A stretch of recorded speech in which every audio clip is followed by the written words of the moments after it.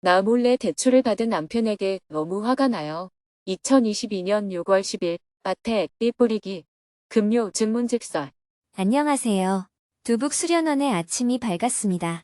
오늘도 스님은 새벽 기도와 명상을 마친 후 농사일을 하며 하루를 시작했습니다. 오늘은 작업복 위에 비옷과 방수 토시를 한 겹 더 입고 산아랫밭으로 갔습니다. 밭에 유기농 액비를 뿌리는 작업을 하기 때문입니다. 며칠 전 겨울 채소를 수확한 자리에 다시 작물을 심기 전에 천연비료인 액비를 뿌리기로 했습니다. 산아랫밭은 산이었던 땅이라 척박해서 그냥 작물을 심기만 해서는 잘 자라지 못합니다. 그래서 아랫밭을 담당하던 행자가 고무통을 가져다 놓고 그 속에 다양한 유기 자원과 미생물을 넣고 발효시켜 두었습니다. 작년에 밭에 뿌리고 남은 액비가 9통이 있었습니다. 오늘은 남은 액비를 다 밭에 뿌리기로 했습니다.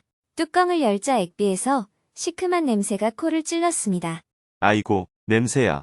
스님은 작년에 만든 긴 막대기로 만든 바가지를 들고 액비를 퍼서 작은 통에 담았습니다. 옛날에 똥 푸는 거랑 똑같아요. 스님은 악취에도 아랑곳하지 않고 웃으며 바가지로 액비를 펐습니다. 스님이 액비를 퍼서 작은 통에 담아주면 행자님들이 밭으로 가져가 골고루 뿌렸습니다. 액비의 양이 워낙 많아서 한참 동안 밭을 오가며 계속 뿌렸습니다. 액비가 튀더라도 옷을 좀 벗어야겠어요. 너무 덥네요. 해가 뜨자 날이 점점 더워졌습니다. 비옷을 한 겹 벗고 일을 계속했습니다. 어느 정도 통이 비워지면 셋이서 직접 통을 들고 밭 안쪽으로 가서 한꺼번에 뿌렸습니다. 싹 비운 통은 씻어두고 다시 다음 통을 비우는 작업을 반복했습니다. 통이 비워지고 밭에 액비가 뿌려질수록 사방에서 냄새가 진동을 했습니다. 힘은 드는데 자꾸 웃음이 났습니다. 마지막 두 통은 밑이 뚫려 있는 통이었습니다. 통을 드러내자 바닥에 액비가 고여 있었습니다. 스님은 그 자리에 밭에서 저절로 자란 호박 모종을 옮겨다 심었습니다. 석회로 만든 액비는 펌프에 호스를 연결해 바로 작물에 뿌려주었습니다. 한편에 낙엽과 부엽도 포대도 쌓여 있었습니다. 싹 다 밭에 뿌려주었습니다. 통과 포대로 가득 차 있던 밭 앞쪽이 깨끗해졌습니다. 씻은 통과 빈 포대는 트럭에 싣고 밭을 내려왔습니다. 수고했어요. 오늘은 꼭 씻고 바로 공양에 참석해야 하니까 얼른 갑시다. 두북 수련원으로 돌아와 온몸을 깨끗이 씻었지만 얼마나 냄새가 지독한지 씻어도 냄새가 난다고 대중들이 놀렸습니다.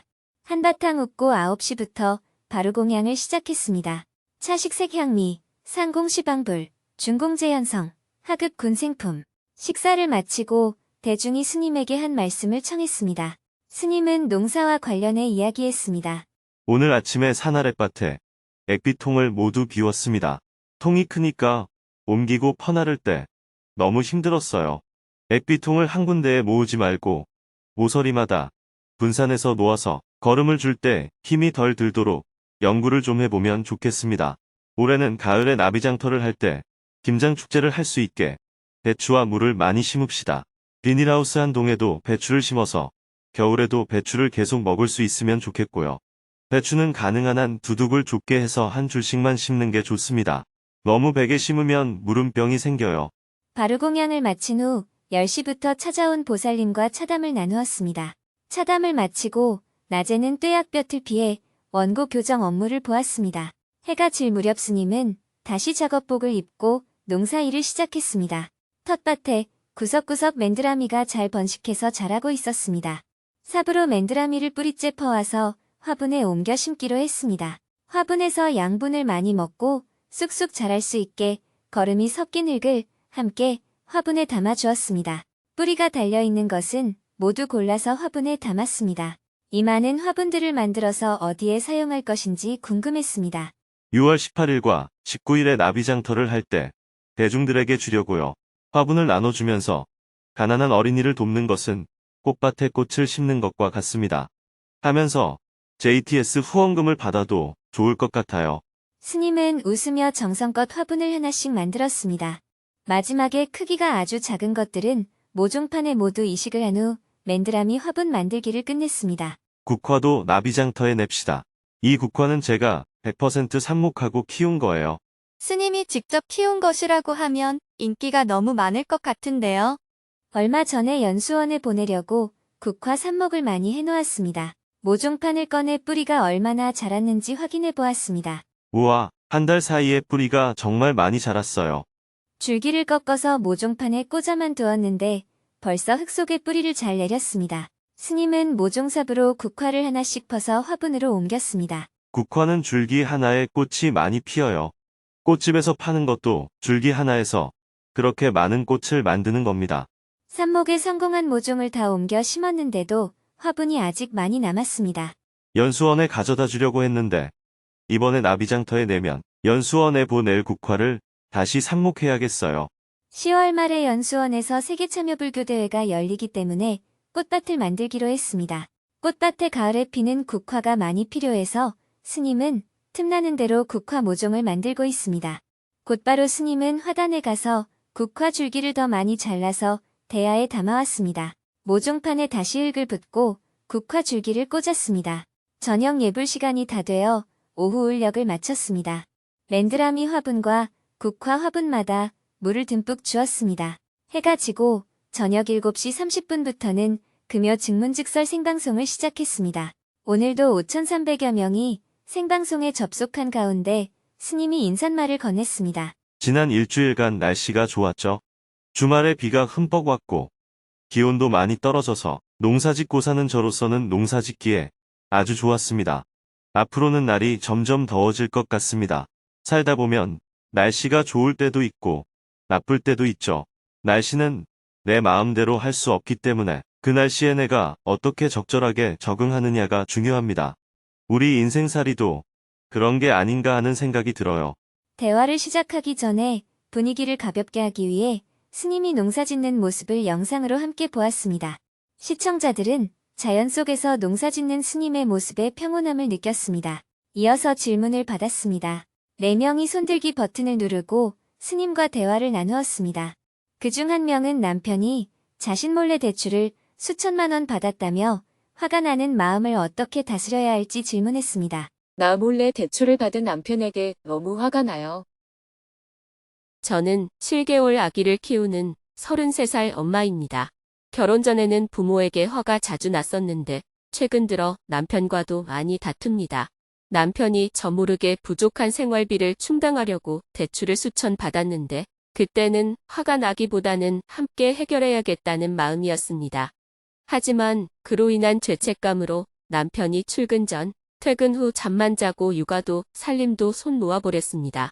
저는 아기가 잠든 후에 알바까지 하고 있는데 너무도 부족한 잠 탓에 남편에게 너무나 화가 납니다. 남편은 본인이 이토록 약해진 게 저 때문이라고 하며 제가 이기적이라고 말합니다.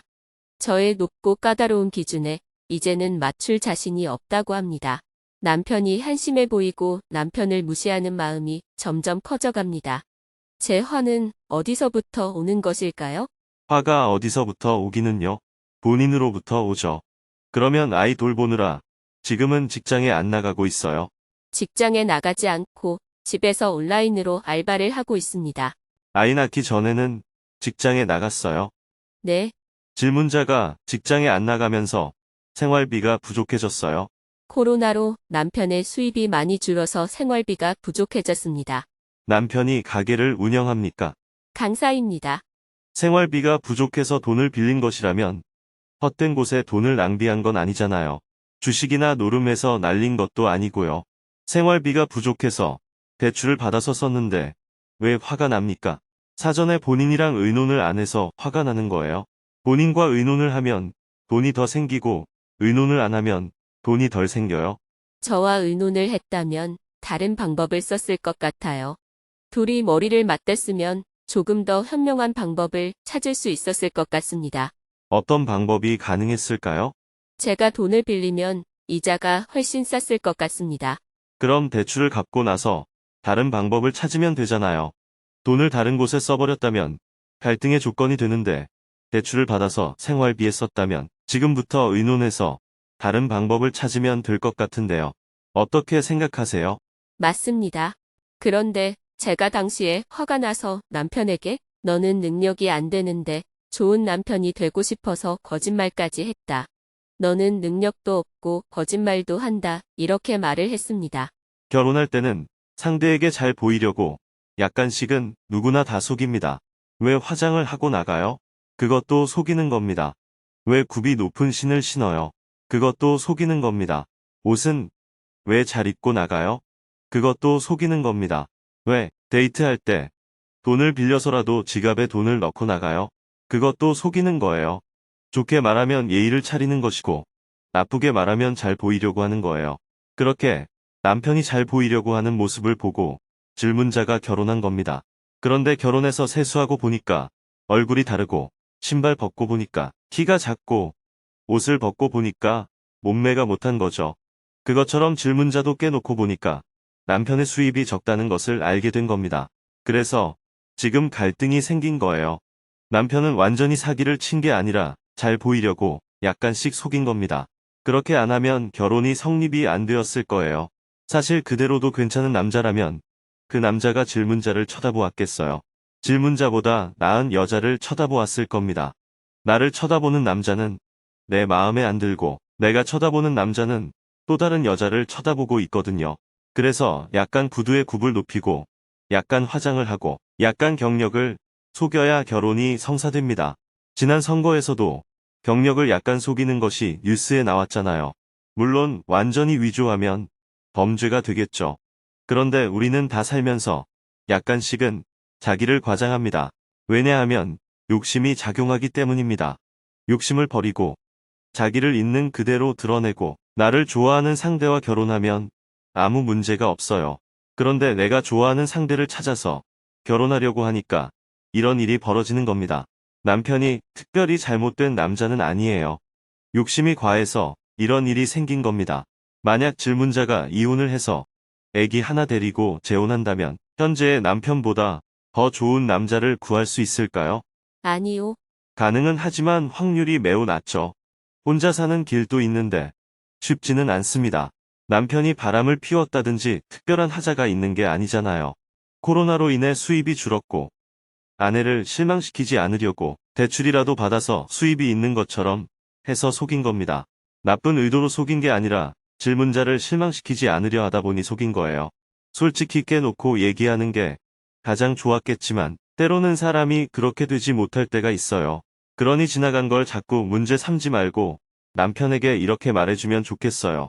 다음부터는 너무 나한테 잘 보이려 하지 말고 어려운 게 있으면 솔직하게 드러내고 함께 풀어나가자.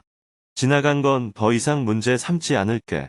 부부가 같이 살면서 맨날 지나간 걸 문제 삼으면 피곤해서 어떻게 살겠어요? 네, 그런데 저는 사실 남편이 대출을 받았다는 말을 들었을 때는 화가 나지 않았어요. 그 이후에 죄책감이라는 핑계로 너무 나약하게 무너져 내린 남편의 모습이 너무 한심하더라고요. 남편은 지금 모든 걸 손 놓아버렸어요. 출근만 겨우 하고 있고 집에서 잠만 자요. 잠이 엄청나게 늘었어요. 저는 24시간 아기랑 함께 있는 게 너무 행복하지만 어쩌다 너무 힘든 하루에는 남편의 도움이 절실한데 이때 남편이 미워져서 싸움이 커지더라고요. 평소에는 화내지 않으려고 스님 말씀 들으면서 마음을 다스리는데 어쩌다 한 번씩 화가 폭발해버리는 것을 해결하고 싶어요. 남편이 실망해서 무너지니까 그 모습을 보고 본인도 무너진 거잖아요. 본인은 남편이 무너지니까 따라서 무너진 것이고 남편은 자기 직장이 뜻대로 안 돼서 무너진 겁니다. 직장이 남편 생각대로 안 되었을 때 남편이 다른 방법을 찾는 게 좋나요? 무너지는 게 좋나요? 다른 방법을 찾는 게 좋아요. 질문자는 남편이 무너졌을 때 남편 따라서 무너지는 게 낫나요? 다른 방법을 찾는 게 낫나요? 다른 방법을 찾는 게 나아요. 질문자가 남편 따라 무너진 건 잘한 일이고 남편이 직장 때문에 무너진 건 잘못한 일이에요. 남편이 무너지니 따라서 무너지는 나를 보면서 오히려 이렇게 생각해야죠. 아, 세상이 자기 원하는 대로 안 되니 이렇게 사람이 무너지는구나. 사람이라는 게 그렇게 대단한 존재가 아니구나. 우리 남편도 코로나로 직장이 자기 계획대로 안 되니 저렇게 무너져서 낙담해서 정신을 못 차리는구나. 그러니 이럴 때 나라도 격려를 좀 해줘야 되겠다. 그리고 남편에게 이렇게 격려해주면 어떨까요? 자기 뜻대로 안 되니 무너진 건 이해가 되지만 그래도 여보, 우리 힘을 내서 같이 이 난관을 극복합시다. 질문자도 남편 때문에 무너지니까 이렇게 스님에게 물어서 격려를 받잖아요. 그래서 남편이 무너지더라도 나는 다시 일어나는 공부를 하듯이 질문자가 남편에게 그런 역할을 해야죠. 결혼해서 아이까지 있는데 서로 격려를 해주고 이끌어주고 기다려주고 이래야 부부 아닙니까? 내가 결혼을 잘못했네. 이럴 바에야 혼자 사는 게 낫겠다 하는 건 이기심의 극한이잖아요. 장사하는 사람도 거래하다가 상대가 어려워서 돈을 못 갚으면 기다려준다든지 포기를 한다든지 다시 일어서게 돈을 더 빌려준다든지 하잖아요. 하물며 부부 사이에 지금 어려움에 처해 있는 상대에게 격려를 안 해주고 더 짓밟는다면 도대체 왜 결혼을 했는지 모르겠어요. 이런 결혼이야말로 극도의 이기심이 낳은 결과 아닙니까? 사랑해서 결혼한 게 아니라는 반증이에요. 사람 하나 잘 잡아 결혼해서 평생 뜯어먹으려고 하는 심보입니다. 저도 수없이 증문즉서를 해보지만 결혼은 이기심의 극치예요. 그래서 청년들이 스님 저희가 결혼하는데 축하해주세요 하고 요청해도 저는 축하한다는 소리를 절대 안 합니다. 곧 있으면 둘이 싸우고 후회할 것이기 때문에 정말로 축하할 일인지 아닌지 지금은 알 수 없기 때문이에요. 적어도 10년 정도 지난 뒤에 사는 모습을 보고 축하해 줄지는 모르겠지만요. 결혼은 사회적 협약입니다. 결혼식 할 때 아무리 어려운 일이 있더라도 서로 사랑하겠느냐 하고 물었을 때 질문자가 예 하고 대답했잖아요. 그래 놓고 왜 약속을 어겨요? 오히려 질문자는 지금 내가 무너졌으니까 하면서 상대 핑계를 대고 있습니다. 어떤 일이 있더라도 하고 선서를 했잖아요. 상대가 무너지든 상대가 바람 피우든 상대가 어떻게 하든 상대가 이혼을 하자고 하면 몰라도 그렇지 않다면 나는 약속을 지킨다는 관점을 가져야 해요. 이건 헤어질 만한 사유가 아닙니다. 그리고 아이 가진 엄마가 짜증을 내면 아이한테 굉장히 나쁜 영향을 줍니다. 그리고 남편은 나와 헤어지더라도 내 사랑하는 아이의 아빠잖아요. 내 사랑하는 아이의 아빠가 무너져서 폐인이 되어 있으면 우리 아이한테 얼마나 나쁜 영향을 주겠어요? 그러니 설령 남편과 헤어지더라도 남편을 일으켜 세워놓고 헤어져야 합니다. 다른 여자를 구해서 둘이 붙여줘서 잘 살도록 살림을 내줘야 된다는 말이에요. 남편이 잘 살도록 도와주고 내 갈 길을 가야죠. 남편은 지금 병원에 가서 심리치료를 받아야 할 상태인데 만약 질문자가 남편 보고 병원에 가보라고 하면 남편이 자기를 정신병자 취급한다고 오해할 수 있어요. 세상이 뜻대로 안 돼서 좌절했다는 건 정신적으로 보면 일종의 우울증 같은 병에 걸린 것이라고 할 수 있습니다. 자기 컨트롤이 안 되는 거예요. 그러니 우선 지금은 격려해주고 따뜻하게 대해주고 사랑을 듬뿍 주어야 합니다. 그런 뒤에 병원에 같이 가서 체크해보세요. 이혼을 하더라도 무너진 남편을 다시 일으켜 세워놓고 해야 해요. 사람이 약속을 했으면 지켜야죠. 길 가는 사람도 쓰러지면 도와줘야 하는데 내 남편이 쓰러졌는데 그걸 외면하면 어떡해요. 넘어진 사람을 발로 밟고 그러면 안 돼요. 격려를 해준 다음 진정이 되면 병원에 가서 한번 진찰을 받도록 하세요. 우선 따뜻하게 격려해줘서 한 달 정도 지난 뒤에 남편이 일어나면 다행이고 그래도 못 일어나면 내가 아파서 그런데 병원에 같이 가자 하고 데리고 가서 당신도 한번 검진을 받아봐. 이런 식으로라도 해보는 게 필요해요. 세상이 뜻대로 안 될 때 정신력이 약한 사람은 완전히 좌절합니다. 정상적인 사람은 대부분 조금 실망했다가 다시 일어나거든요. 그런데 남편이 부담이 좀 있는 것 같아요. 남편은 자기보다 부인이 낫다고 생각하기 때문에 어떻게든 부인을 만족시키려고 했는데 그게 안 되니까 지쳐버린 거예요. 애쓰다가 포기해버린 거죠. 에라 모르겠다. 내가 떠나든지 말든지 내 능력은 이거밖에 안 된다 하고 포기해버린 겁니다. 결혼 생활하면서 너무 무거운 짐을 지고 있어서 그래요. 나한테 너무 부담 갖지 마라. 결혼도 했고 아이도 있으니 서로 격려하면서 같이 살아가자. 이렇게 말하고 남편을 일으켜 세워주는 게 필요한 것 같습니다. 네, 감사합니다. 여러분은 늘 이렇게 저를 뿌듯하게 만들어줘요. 증문즉서를 해보면 부부 생활이 힘들다.